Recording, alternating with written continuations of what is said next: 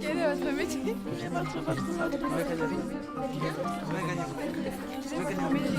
Quel est votre métier?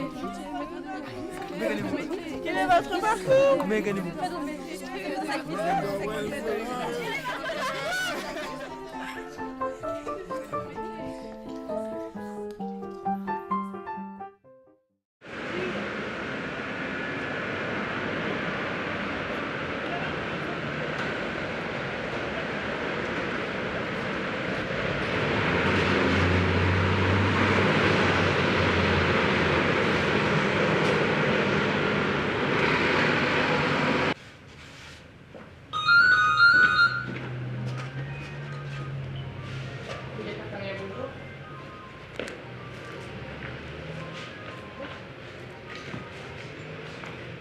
Oui, oui, bonjour tous. J'ai pas eu encore le temps de les regarder et les démonter. Vous voulez, oui, vous voulez des petites retouches picturales et je vois, oui, des moyures un peu, ouais, vous voulez qu'on les remise en état général. Et vous voulez qu'on les repose dans le même cadre? Voilà, pas du tout. D'accord. Écoutez, je prends un petit peu de temps demain pour vous faire un devis. Et est-ce que par hasard vous avez un mail? Comme ça, je vous envoie le devis par mail.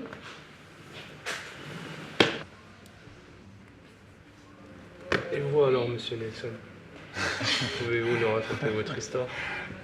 Mon histoire. Je suis né au Cap-Vert. Je suis parti à l'âge de 3 ans. Je suis tombé malade en fait. Donc comme j'ai des racines portugaises, donc du coup, Cap-Vert c'est une ancienne colonisation portugaise. Donc du coup j'ai vécu au Portugal jusqu'à mes 18 ans à peu près. Donc j'ai vécu à Lisbonne et une jeunesse vraiment riche en fait. Parce que sans avoir de regrets, mais je me dis c'était totalement différent d'aujourd'hui en fait. Tu vois. Voilà, à 13 ans, tu vois, en fait, j'habitais dans une sorte, comme tu dois connaître, mais c'est pas le même mot. Favela, mais c'est pas favela, c'est voilà. Mais en fait, ça a l'air un peu péjoratif dit comme ça, tu vois, mais pas du tout. C'était une jeunesse vraiment hyper riche et sympa, parce qu'en fait, tout le monde parlait avec tout le monde. On allait chez les amis, chez les voisins, chez les copains, tu vois. C'était presque festive. Au Brésil, on dit communauté en fait. Ouais, voilà. Oui, voilà. Tu vois, c'était une ambiance que j'ai l'impression que, surtout j'ai appris en arrivant comme ici, en adulte, que la communication devient de plus en plus rare entre voisins. Tu vois.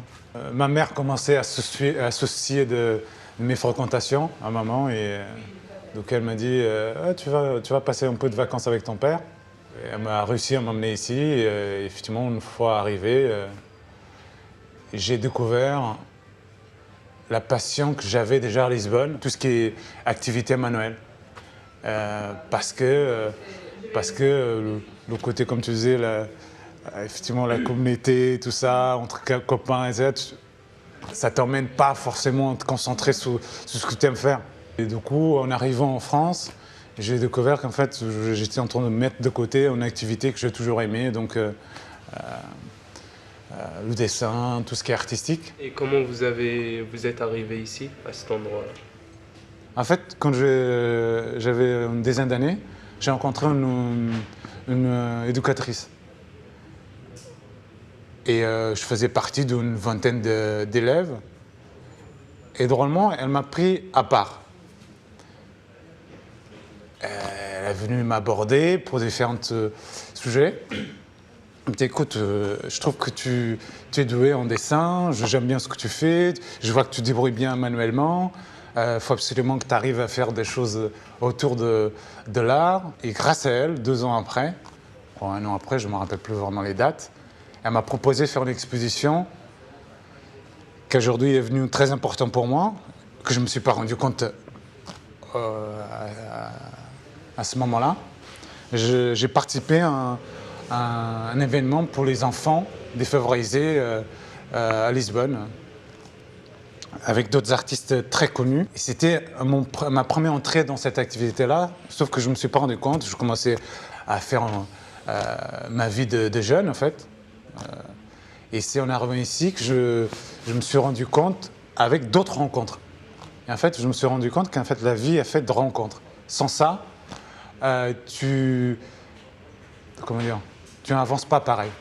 C'est-à-dire, tu t'ouvres, les gens t'ouvrent à toi, et ça provoque justement cette fameuse démarche, une partie d'hasard, de chance. Mais effectivement, si tu restes fermé en toi, tu ne rencontres pas. Si tu t'ouvres, forcément, tu as plus de chance à ça. Et vous avez fait quoi comme études, par exemple? Alors vous êtes passé par équivalent en France, ça donne troisième, je sais pas. Troisième? Vous êtes arrêté en troisième? Oui, je crois. Je n'arrive pas à faire la... au Portugal, c'est septième. Septième, et l'équivalent aussi, je crois que c'est troisième. Voilà. Après, j'ai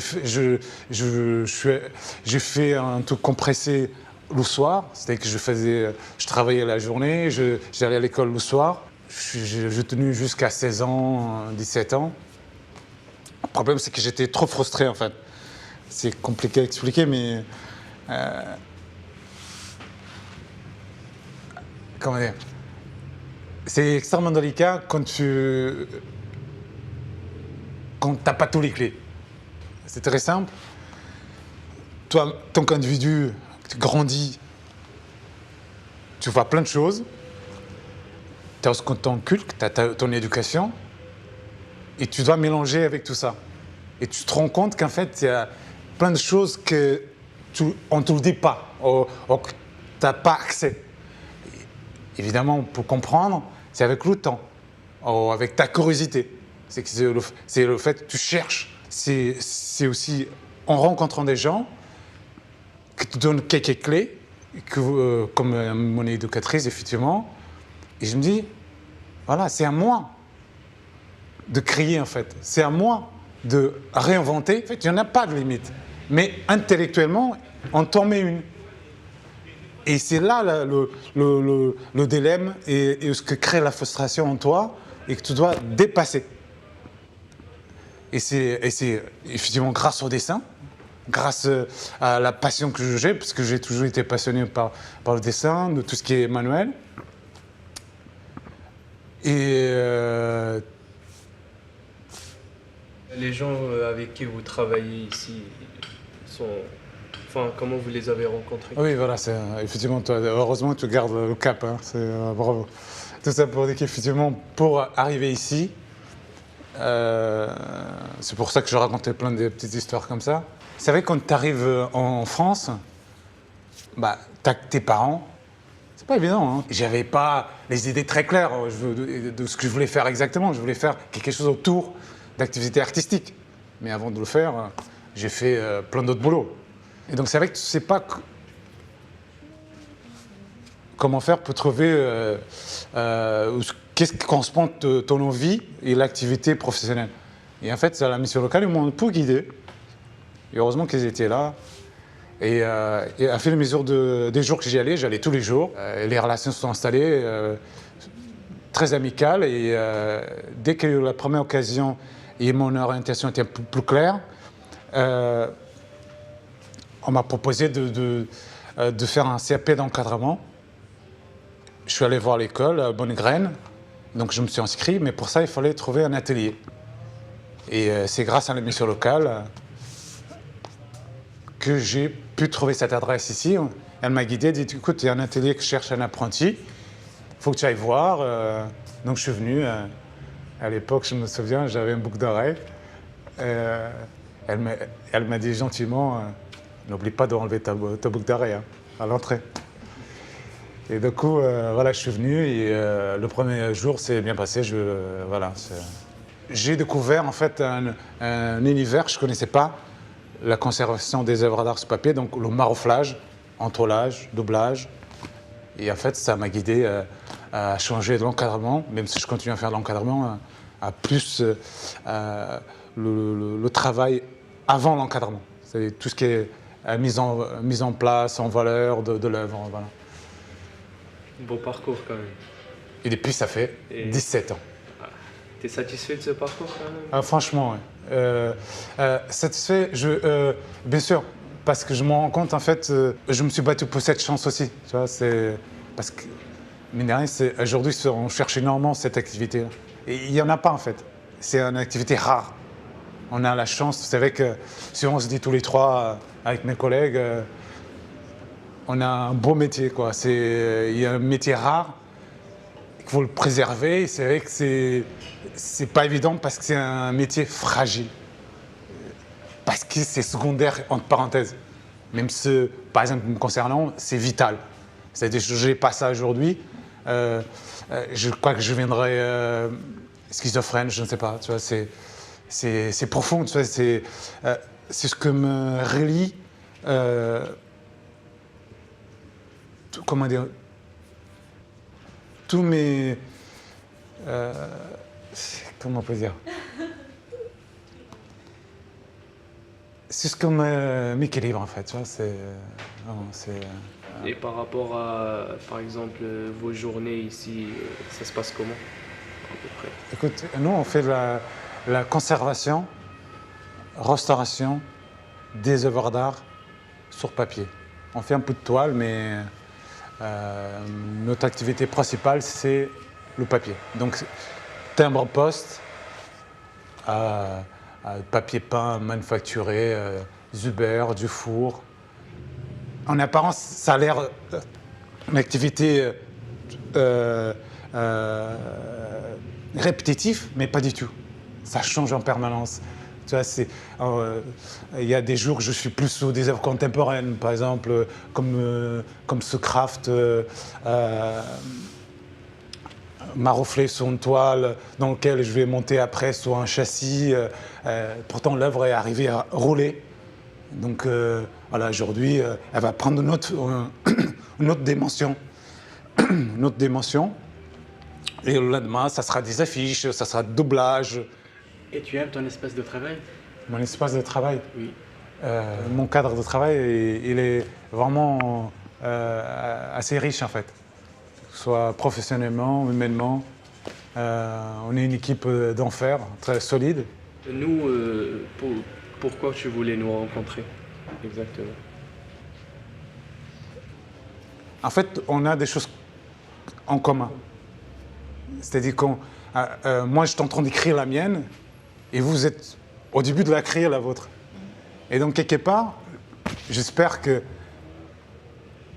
je peux, à mon niveau, vous montrer que c'est possible des choses. Nous donner envie de continuer. Bah écoute, moi, je suis une preuve, en tout cas en France, comme évidemment. Après, il faut se donner le moyen. Il ne faut pas lâcher la fin. Il ne faut pas lâcher. Quand tu es passionné, quand tu as envie d'arriver quelque part, il y a des possibilités. Après, c'est vrai, peut-être on n'arrive pas comme on voudrait, mais en tout cas, moi, rien n'est gagné.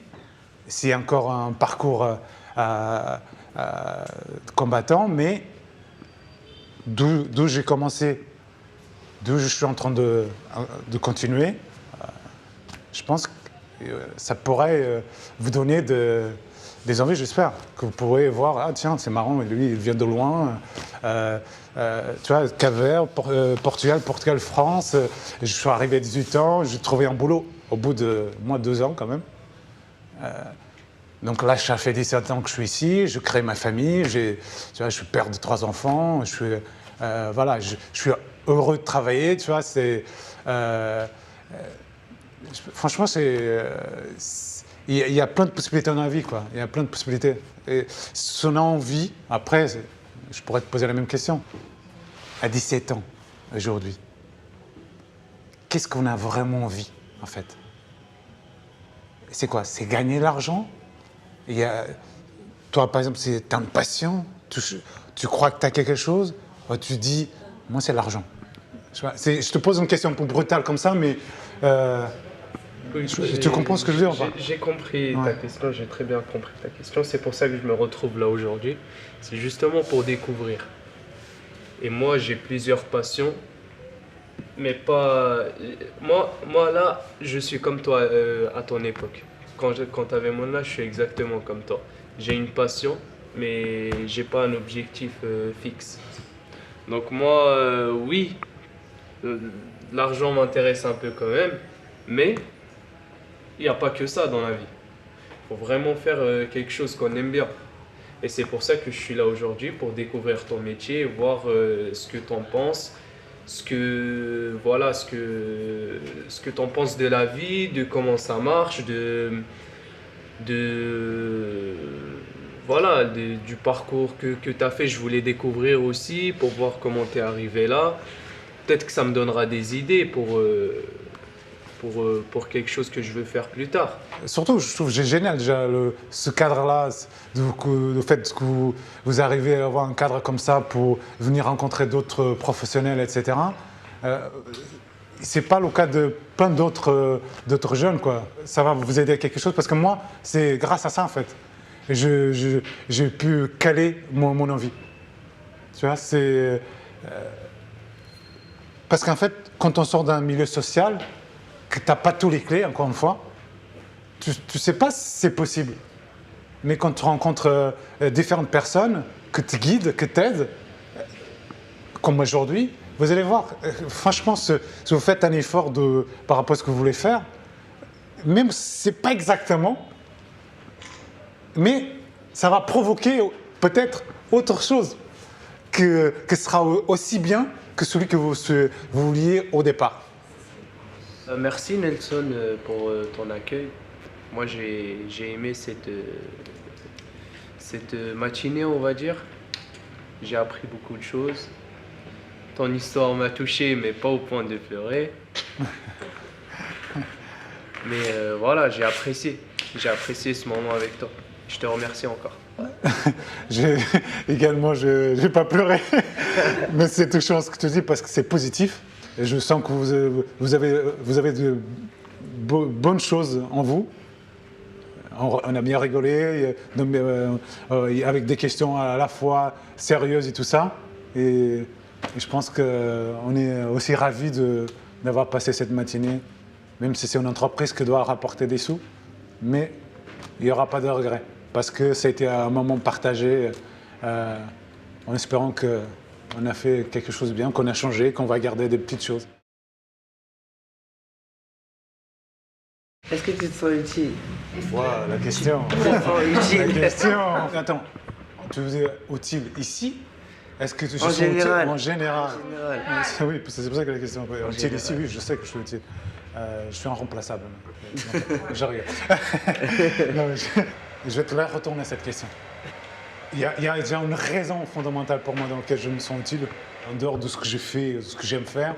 J'ai 3 enfants, je suis un homme le plus heureux, quoi. Est-ce que tu te sens utile dans la société? Est-ce que tu penses être utile même dans le futur? Quand je fais des choses, c'est plus avec la famille. Hein. Tu t'occupes de tes petites sœurs alors, tu te sens utile. Ouais, des fois. C'est pas tout le temps, c'est pas tout beau tout rose aussi, on va dire. Franchement, j'ai pas besoin d'être utile pour me sentir bien. Enfin, je sais pas si je suis utile ou pas. C'est pas quelque chose de fondamental. Voilà, c'est pas quelque chose qui me tracasse. D'accord. Que je sois utile ou pas, franchement, si je me fixe un truc, c'est pour moi, c'est pas pour les autres. Pas forcément qu'on sent utile ou pas, mais quand il y a des gens, on va dire, on veut qu'auprès d'eux on soit utile, quoi. On veut pas être inintéressant, quoi, des fois. Mais après, des gens, là, tu leur dis, arrête, ils se disent quoi? Ils se disent dans leur tête, ils sont inutiles, ça les déprime après. Parce que quand quelqu'un dit qu'il est utile, il est bien dans sa tête, quoi. Derrière ce mot utile, il y a aussi aider, servir à quelque chose. Servir à quelque chose. L'individu, c'est pas un objet, quoi, c'est une personne. Et en échangeant, enfin, je veux dire, on n'est pas tout le temps pour les autres. Ça veut dire plein de choses en fait. Oui, en fait, à ce moment-là, on n'entend pas de la même manière. Tu vois, c'est aussi, ça peut être utile, c'est pas comme un objet, c'est aussi, je sais pas, moi je dirais, est-ce qu'avec mon cœur, est-ce que mon énergie, qui je suis, ça apporte quelque chose, je sais pas, tu vois, à l'humanité, enfin tu dis comme tu veux. J'ai dit